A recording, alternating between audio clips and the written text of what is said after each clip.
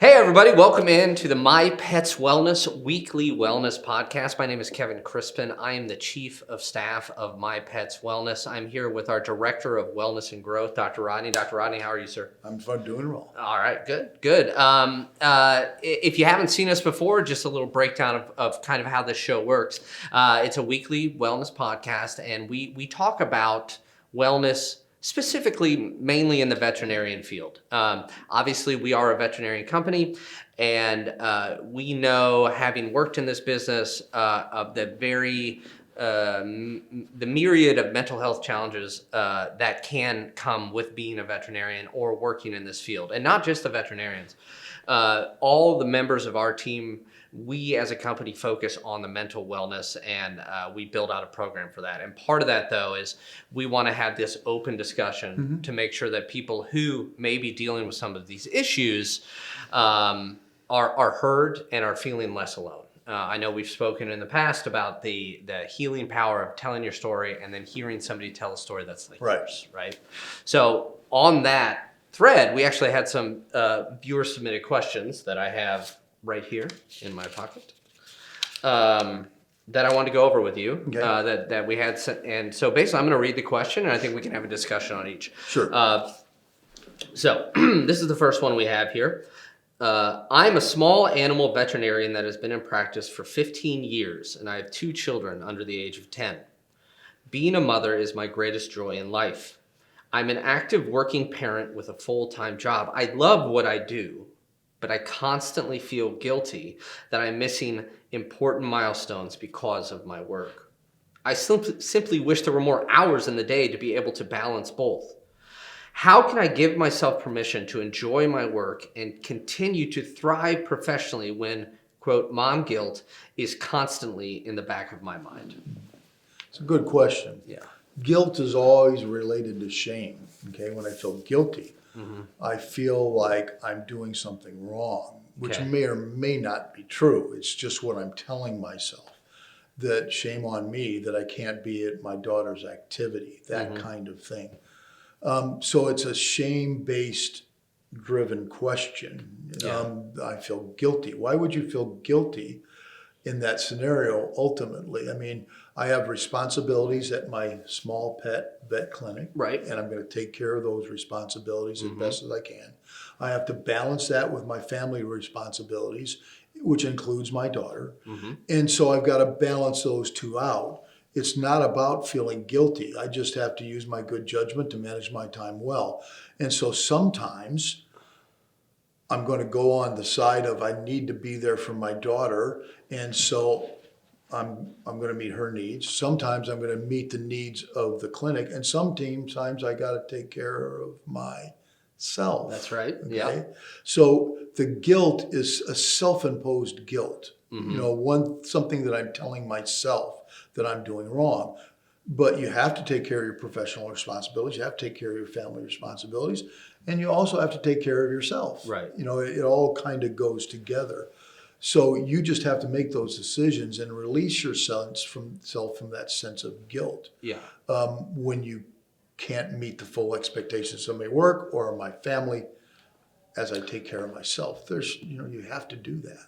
And I think there was an important distinction that you made at the beginning of that point, which is that there's a difference between guilt and shame. Right. And I think a lot of people, whether they mean to or not, kind of they loop the two in together. So can you just a little briefly say the difference between guilt and shame, kind of a primer on that? A simple way to understand it is a guilt feeling is I have done something wrong. Yes. A lot of times we feel guilty, but what it actually is shame. Yeah. I haven't done anything wrong. I feel as if what I did was wrong. Do you see the difference? Yeah. The guilt is I hit you. Yeah. I'm sorry. I'm guilty of that. Yeah. Okay. The shame was I feel like I'm a bad person because I hit you. See, it's actually a different action thing. And then perception. Yes. And so in the example that we're giving, the veterinarian says she feels guilty. What I hear is has she done anything wrong? I don't think she has. No. Not from the description of the question. Right. What she's saying is I feel as if I've done something wrong because I'm not balancing it well. And so you've got to re-look at that situation and understand that my feelings of guilt are actually related to shame. And then I got to figure out what that shame feeling is all about. I have to readjust my thinking and say, did I actually do something wrong? Well, no, I didn't. I did take care of my responsibilities at work. I do show up for my child, but I also make decisions to take care of myself. Why would I ever feel guilty about that? There's no shame in that. Right. But it's interesting because it's like wrong. Whose definition of wrong? Right. What have I done wrong? And then it's like, well, how am I measuring this? Right. Or as a parent who has that job. And you and I have talked before, not only in these podcasts, but even privately.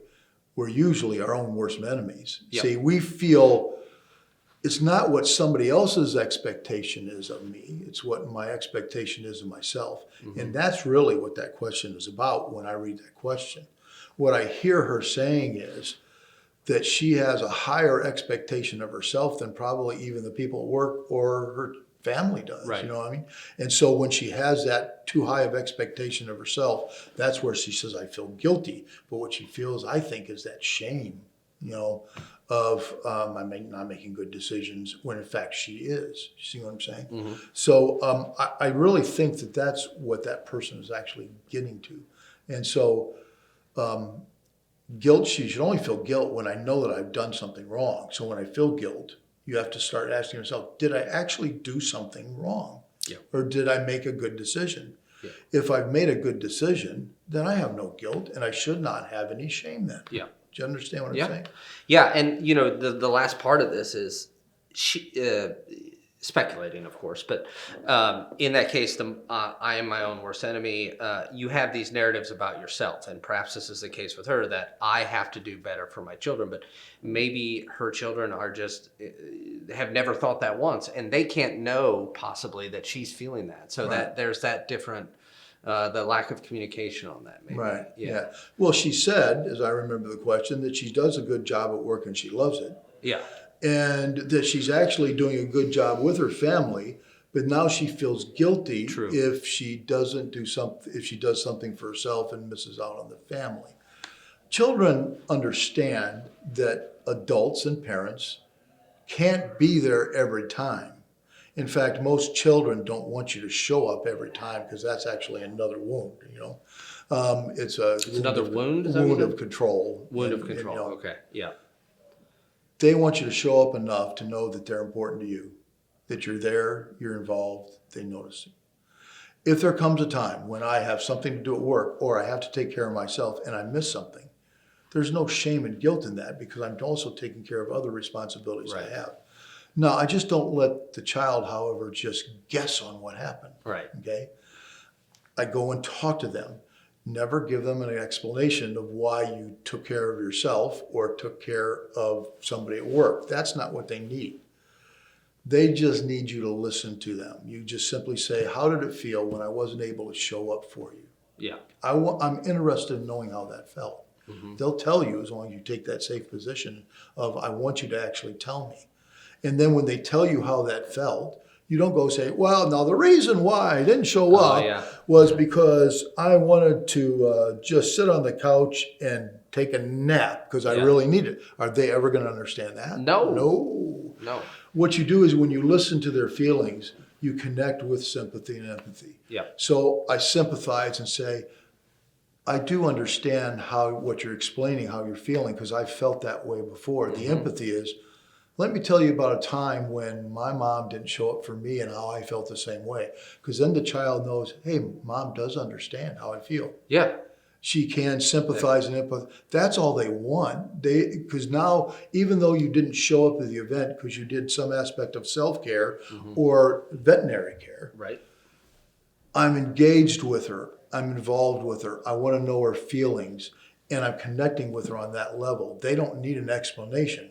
An explanation comes into it, it appears like an excuse, and they'll never understand it. You just connect with them and say, I really am sorry that I wasn't there. Can you tell me how it felt when I didn't show up? Do you understand? Creating that empathetic bond. Yes. Then they know, Mommy would have been there if she could have been there. I don't even know why she wasn't there. Yeah. But she did talk to me about it. She understands about it. All okay? right. That's the way you handle it. Now, of course, it would also be helpful if before the event happens, you kind of tell them, I'm not going to be able to be there, but we'll talk about it afterwards, so that they know that you're going to talk to them afterwards, and then they'll have an opportunity to explain their feelings. Now, that's not always the case. Maybe sometimes something comes up by accident and you just didn't show up. Never let them come up within their own mind what they think happened, because their mind will go all kinds of weird places. Well, it's the same thing. It's your own worst enemy, and it's your own expectations. Okay, great. So let's move on to another one. Also submitted from a veterinarian. It says, quote, I'm a new veterinarian that has only been in practice for about 2 years. I feel as though my older counterparts have everything figured out and are able to manage the demands and stressors of the job much more effectively than I do. I know I have a lot to learn and I'll continue to grow with time, but sometimes I feel like no one would understand if I shared what I was feeling. How can I approach my mentors for guidance when I'm very hesitant to share how I've had a difficult time coping with the adjustment to life as a new vet? Oh man, I understand that question very clearly. Okay. But the real issue there is she has a fear of rejection from them. From her mentors? Yes. Yes. She's afraid to talk to them about what she's struggling with, what she feels, out of fear that they wouldn't understand, right? Did they start one day as a new vet? Sure, of course. Would they likely have had the same thoughts that she's having right now? So they would actually understand. So what she's afraid of, if I go to them and tell them how I'm feeling, they're going to reject me. Yeah.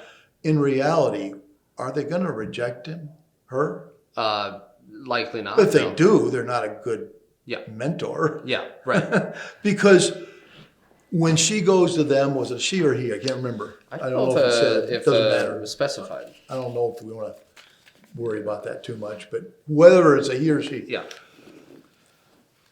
If my new employee comes to me that's inexperienced, but I have 15 years of experience, and they come and start explaining to me what they're feeling and how they're overwhelmed.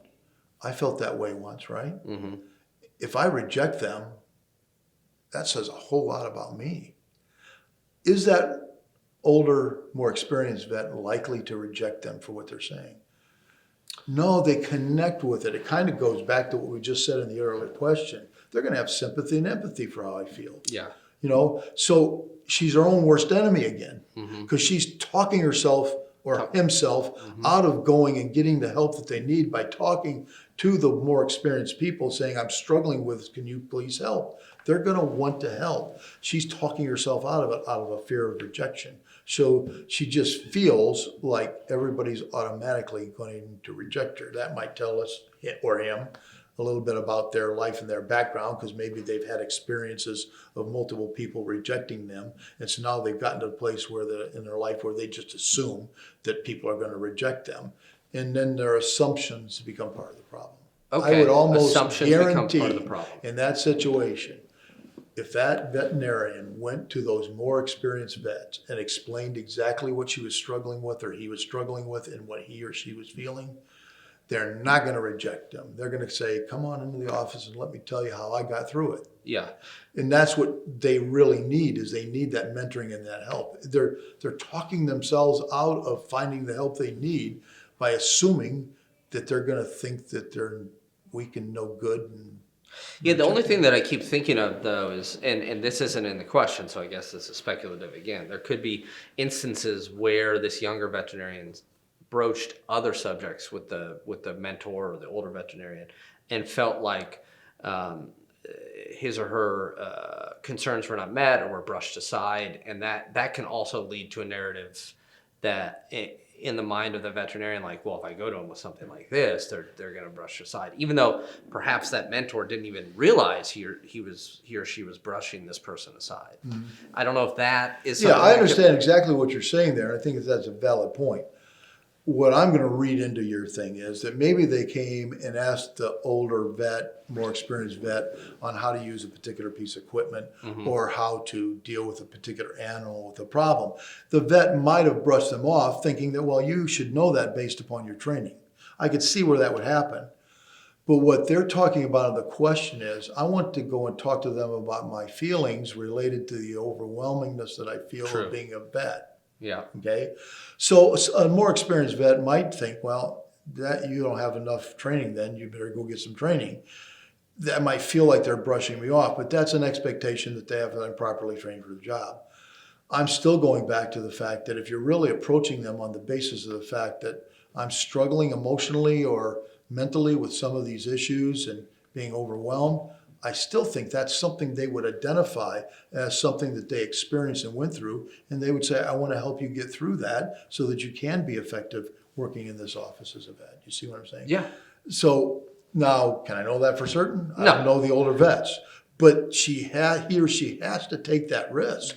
It's about taking that risk. And, Yeah. and as you said at the very beginning when we discussed this question, the fear of rejection. Mm-hmm. And that's kind of where this is stemming from. Yeah. So let's play it forward a little bit. All right. So they kind of brushed me off when I said I don't know how to use this syringe or something, okay? Well, maybe I should have known how to use it. I really need to talk to them about what I'm struggling with and my emotionally and my feelings, okay? If I go to them with transparency and vulnerability and saying, I just need to talk to you a little bit because I'm struggling with some things and I think maybe you could help. If I talk to them and share my feelings, and if they reject me, that's a gift.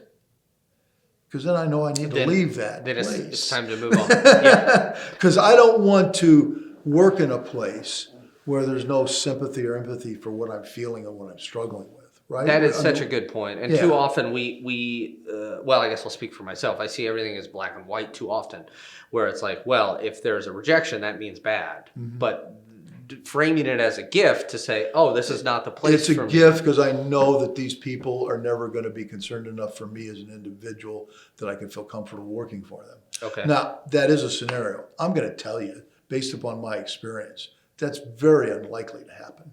Yeah, You know, true. I really think that the older, more experienced veterinarian, when you talk about that feeling of being overwhelmed and not feeling comfortable, they're going to recognize that. I can't believe that they didn't go through that same thing at some point, and they're going to want to help. But if they do respond in a bad way, you know what to do. This is not the place for me. At least that's the way I'm going to respond. Yeah. Because I don't want to stay in that environment. Because see, if she doesn't take the risk, she's got to what? Just stuff it inside. Stuff it inside and then perpetuate the narrative inside. And she's going to get burned out, and she's going to get compassion fatigue, and she's going to, it's just going to get all the things is going to happen because she's not going for help and asking for help when she needs help. Okay. I think we have time for one more question here. So let's see what we got here. Whoops. Okay. Let's see here. I work for a busy veterinary specialty practice on the East Coast. Right now, I'm working over 50 hours every week. When I have a free day or evening, I feel guilty at the thought of doing something for myself instead of catching up on housework or something productive. But I'm feeling more run down now than ever before. What can I do to make myself feel less guilty for taking time to do things that make me happy? So this is similar to our first question, but also touches on a lot of things that we've discussed earlier on the podcast as well. So lot to unpack in that question. But just the end, but I'm feeling more run down now than ever before. What can I do to make myself feel less guilty for taking time to do the things that make me happy? So she's also feeling guilty, just like the middle one felt guilty. Exactly. Yeah. Mm-hmm. Is it really guilt or is it shame? It's she.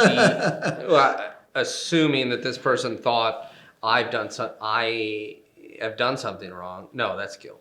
No, guilt is I did do something wrong. Shame is I feel like I've done something wrong. So it sounds like she feels like every time she tries to step away from work or do anything outside of it, there is a shame. I should be working. Yeah. And I think she that's also true. talked again about the self-care, but she feels guilty about taking care of herself. You've got to do that. How do you get, sorry to interrupt you. How do you, for somebody who is very single-minded about work, but also is feeling this rundown fatigue and knows that it's an issue, but says, I'm just going to power through it. Like, how do you say to that person, nobody's going to just power through it? Do you know what I mean? Yeah, the powering through it is leading her to that sense of fatigue and compassion fatigue and physical fatigue and mental fatigue that goes with that, because she's just trying to push through it, and then she still feels guilty too. So I think that the answer here is more on the idea of just trying to realize that maybe the way she's balancing all this is not working for her. Because from my perspective, you do take care of your work responsibilities. I take care of my family responsibilities, but I also have to take care of myself, or I'm not in a position to take care of those other two things. Yeah. So if I'm going to really then do all three of those things, and if I'm getting to the place where I'm feeling guilty, which I think is more like feeling shame, or I think I'm doing something wrong, it's clearly not in balance. So you have to go back and readjust what you're doing. So now in her explanation, she said she was working 50 hours a week. I'm not sure it's ever going to be possible to maintain family and self-care if I'm working that much. Yeah. Occasionally, the job might require that. Mm-hmm. I would suggest that what she does is go back and reconsider, is it really necessary to spend that much time at work? And even if she cut it down to 45 hours, that gives her 5 more hours for self-care while she still meets the other family needs. It's about figuring this out and working it through. And as we talked about before, it's about changing the way that I think you think about it and approach it, because I could probably assume that some people will be like, well, there's no way I could work less than 50 hours. I'm not going to get my job done. And then I think what you're saying is, well, let's reevaluate at the job. One, how you're spending your time. What are you spending your time on? And really, can you not get it down to 45 hours? Yeah. Actually, when I think about it, the one question we had, the person was fearing rejection. I think this one is a fear of failure. She's afraid to fail at work. She's afraid to fail at home. So she feels guilty when she spends time for herself, because she's afraid of failing in one of those two areas. It's like of the three, the short shrift, as they say, is yourself. I have to take care of these other two things. And then you're not, as we talked about before, you're not putting the mask on first. Right, you're taking care of somebody else. I can't take care of my job at work, and I can't take care of my responsibilities at home if I don't take care of myself. So she feels guilty about taking care of herself, but that is going to lead to failure at work and at home. She's working 50 hours a week because she doesn't want to fail, but she's eventually going to fail if she doesn't take care of herself. It always comes back to that point that really the primary responsibility I have as a human being is not to work and not even to take care of other people in my family. My primary responsibility is to make sure that I take care of myself so I'm in a position to do all the other things that I need to do. So when I get focused on that, I'll cut it down to 45 hours because I need those extra 5 hours to take care of myself so that I can feel good about myself and get rejuvenated, so I can take care of things at work, and I can also show up for my family and my daughter and my son when times are necessary. Yeah. Right? If I keep cutting myself out of the equation, I will eventually fail on both other fields. That's my belief system. I tend to agree with that, and I think that's a really good place to kind of wrap up this week's questions. So again, if you have questions, by the way, and you're following along with us, and you want to either talk further about what we've talked about, or you have a question on another topic related, you can go to mypetswellness.net. And you can contact us through that website, mypetswellness.net. So, and as you know, this is a weekly wellness podcast. We release them every Wednesday. So please keep checking us out, and we're going to try to talk about relevant issues for the well-being, not only of veterinarians, but us as people. So thanks so much. Thank you, Dr. Rodney, as always. And we will see you next week. All right. Bye. All right. Bye.